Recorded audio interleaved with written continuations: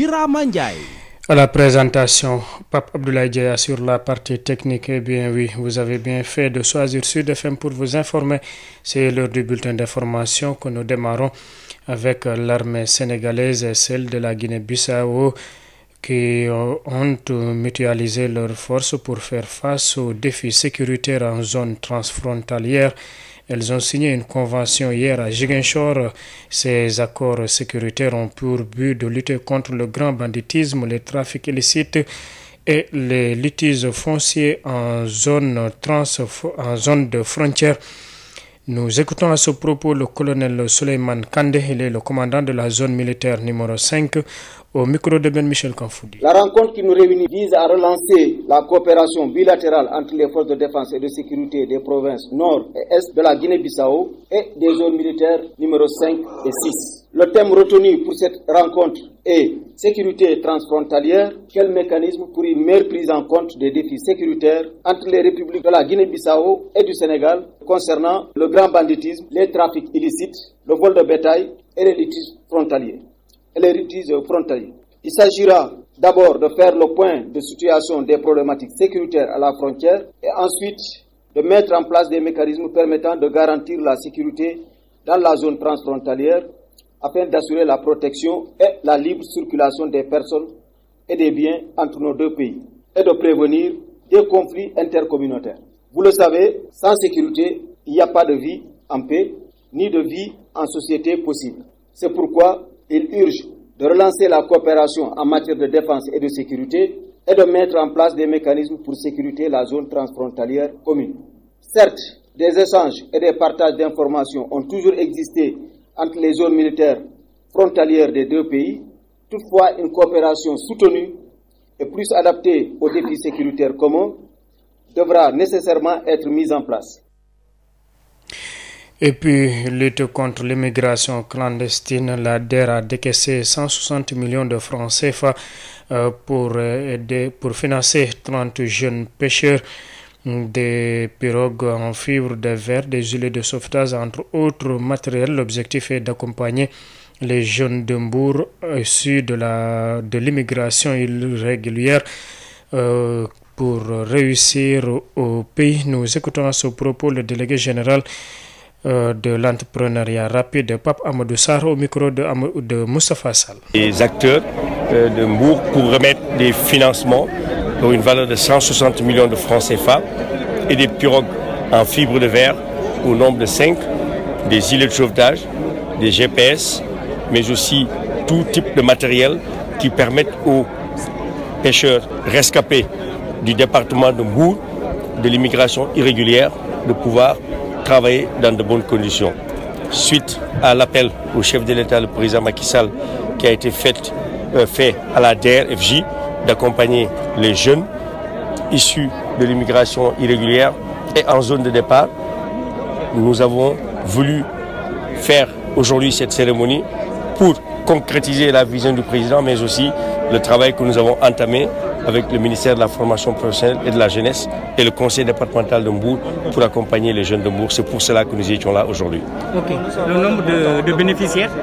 160 millions de francs CFA pour environ 30 personnes qui ont eu à bénéficier des financements en l'espace de 10 jours.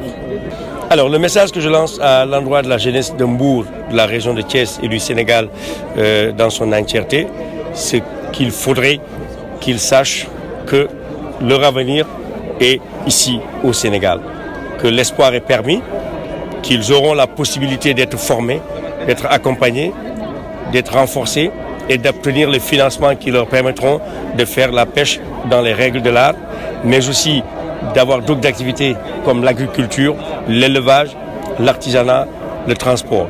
Et pour cela, la DER va mobiliser une enveloppe exceptionnelle de 100 milliards de francs CFA avec ses partenaires dès janvier 2021 pour venir en aide à ces jeunes à qui nous voulons donner espoir pour un lendemain meilleur, je dirais même pour un aujourd'hui meilleur ici au Sénégal, dans l'ère du plan Sénégal émergent. À l'instant, Pape Amadou Sarr, il est le délégué général de la délégation à l'entrepreneuriat rapide et puis la procédure d'orientation lundi 30 novembre et sera clôturé le 22 décembre.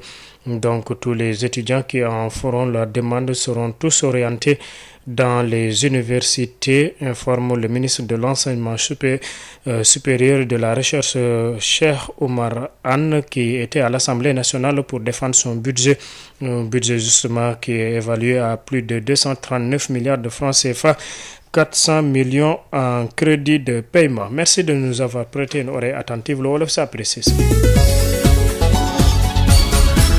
Birama Ndiaye. sant leen gërëm bu baax Papa Abdoulaye Dieye mi féete ci xarale gi xibaar yi ñu dooree ko dem ba ca Ziguinchor ni ki démb xaatim dox diggante l'armée ak nguurub Sénégal ak bu réewum Guinée Bissau ngir rek daal di xool ananes la ñuy def ba daal di saytu lépp lu jëm ci wàllu kaaraange gi rawatina ci frontières yi loole daal dina ci bokk lii la di banditisme bi. trafic bu jaarut yoon ak itam coowal suuf rawatina càccum jur gi foofee ci lu jëm ci wàllu frontière yi loole nag teewlu ngeen ci suñu xibaaru français yi amaana kii di colonel Souleymane Kandé moo nekk commandant zone militaire numéro 5 ci doon addu ci micro Ben Michel Kanfoudi foofee ca Mbour la ñu jëm xeex gi ñuy xeex lépp lu jëm ci wàllu mbëkk d'élection générale ci téeméer ak juróom-benn fukk ci suñu koppar daal di ko dañuy napp loole ñun am ay gaal ak de sauvetage ak yeneen jumtukaay diñ ci mën liggéey nag lu jëm ci wàllu mbëkk mi niñ ko jagleel nag mooy ña nga xamante ne jéem nañoo dem ci biti réew jaare ko ci mbëkk moomee te mu duñu egg wala boog ñu daal di leen delloosi. Pape Amadou Sarr moo nekk délégué général bu entrepreneuriat rapide ñu teewlu ko ci micro Moustapha Sall. waaw tey dañ fi ñëwoon ak président conseil départemental Mbour bi taxaw sama wet Saliou Samb ak Sophie Gladima midi ministre du pétrole et de l'énergie waa Joal ak préfet wu département Mbour ak acteurs yi DG yi conseillers yi députés yi ñëpp pour remettre financement wu 160 millions de francs CFA ak ay pirogue en fibre de verre ak ay gilet ak ay GPS yi nga xamante ne ñun ak CIRN ñoo lëkkaloo pour jox ko nu mu tudd pêcheurs yi nappkat yi nga xamante ne dañu doon dem si immigration clandestine si bateau yi ñu ñëwaat ñuy wax maanaam rescapé ofi mooy lu ñu président Macky Sall sant mooy ñu jox ndaw ñooñu xëy ñu jox leen espoir pour laaj leen ñu bañ a jël bateau yi ñu toog fii réew mi fii tekki fii loolu moo nekkoon suñu tànk tey. 160 millions de francs CFA pour environ 30 personnes tey bénéficier nañu ci financement bi ñeneen ñu ngi koy étudier bu soobee la dañ ko continuer. discrimination positive lañ def moo tax tey ñu privilégié Mbour ak rescapé yi loolu bu weesoo tamit am nañu enveloppe bu 100 milliards boo xamante ne préparé nañ ko à partir de 1er janvier 2021 et région de départ yi rawatina Mbour ba Joal ba dem Lompoul ba Saint-Louis ba Ziguinchor dans le sud ñoom ñoo ci bénéficié wu pour ndaw ñi toog fi ci réew mi tekki fi. njàng beeg jàngale bi lii la di orientation gune yi am bac bees dinañ ko door niki altine gi yem ak fanweeri fan ci weeru novembre loolee nag dinañ ko jeexal niki ñaar fukki fan ak ñaar ci weeru décembre gële kii ko xamle di jëwriñ gi ñu dénk lépp lu jëm ci wàllum njàngale bu kawe mi. jàpp ne nag bépp ndongo bi nga xamante ne daal dina sàkku ñu orienté ko ci université yi dinañ ko def Cheikh Oumar Anne ñu teewlu ko. dañ koy taxaw di wax mën nañ ko dañ ci dañoo xool lan moo am ci université yi ñu waxtaan ci université yi. université bu nekk joxe capacité ñu xam ne 72 yi yëpp bu ñu 72000 yi. bu ñu demandé mën nañ leen orienté. leen li ciy bees mooy dañuy orienté ci université yi orienté ci ISEP yi. loolu daaw la amoon mais dañuy orienté aussi ci ren BTS yi ñun ñooy orienté. parce que gouvernement bi dafa dajale lépp ku nga xam ne poste bac la enseignement supérieur moo koy gérer am nañu 72000 places. yu leer yu nga xam ne dañ koy tas ci université yi mais 68000 ñoo décidé ñoo ne dañuy bëgg nañu ñu orienté leen. altine ñu commencé orientation yi. orientation nag compétition la. mooy dañuy jàkkaarloo ku ci nekk da ngay ne lii laa bëgg sa morom yi nekk bëgg ku ëpp note moom mooy jàll ci critère bi nga jël. donc boo bokkul ci demande ci orientation yooyu mënatoo taxaw ba mu jeex nga ñëw ne nañ la orienté parce que compétition la dañuy tëj compétition bi compétition day jeex. ñëpp nag la ñu dajale ñoom ñëppay compétir te duñu bàyyi kenn ci ginnaaw daaw am na ñu wax ne am na ñu bàyyi ci ginnaaw ñun ba léegi ñu ngi wane ne amul kenn ku ñu bàyyi ci ginnaaw ba fii may taxawee amul kenn ku ñëw ci ñun wan ne ne dañ laa bàyyi ginnaaw ñëpp la ñuy orienté comme daaw comme ren. non bu ñu paree orientation yi ci ñetti semaine nga xam ne orienté nañu ñëpp dinañu jox maye semaine dañu maye semaine pour ku nga xam ne nee nga yow bokk demandé woon ñu orienté la def nga li nga war a def yëpp te orienté wuñ la boo ko wanee ñu orienté la mais boo ko wanewul duñ la orienté parce que boo bokkul ci compétition bi kenn du la orienté. lundi la ñuy door orientation yi. fas yéene ko jeexal le 22 décembre. àdduna ak niki démb foofee ci assemblée nationale ginnaaw buñ koy woteel budget boobee sax ñoo ngi ko xayma ci lu ëpp 200 milliards ak fanweer ak juróom-ñeent milliards ci suñu koppar. moom la fas yéene liggéey niki at gëlay ñu dëgmal mbokk yi fii la ñu yem ak yéen ci xibaar yi sant leen gërëm bu baax Pape Abdoulaye Dieye mi féete woon ci xarala gi ci kanam tuuti bu juróom-benn waxtu jotee ba teg fanweeri simili rédaction bi dina fi ñëwaat yaatal ko ci français ak ci wolof laata loolu ñu bàyyi leen ak tànn leen lamp yi tey ji nag dañoo am gan gu bees bu war a def lii la di tànn leen lamp yi xanaa rek ñu bàyyi leen ngeen découvrir li nga xamante ne moom la fas yéene def Sidi Gueye dafa nekk ci noppaleku acca Pape Abdoulaye Dieye ñu bàyyi leen ngeen fanaan ak jàmm.